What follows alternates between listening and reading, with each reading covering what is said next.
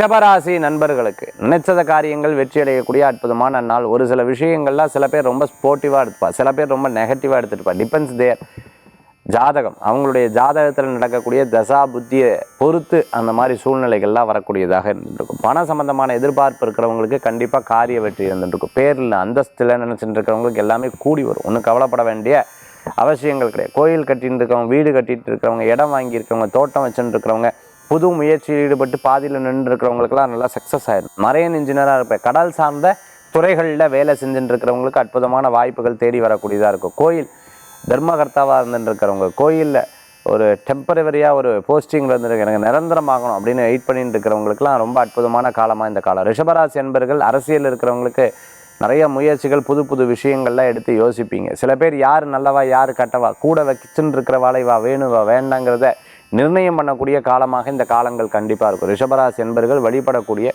தெய்வம் பார்த்துட்டேன் அப்படின்னா சக்தி வழிபாடு, வெற்றி வழிபாடு.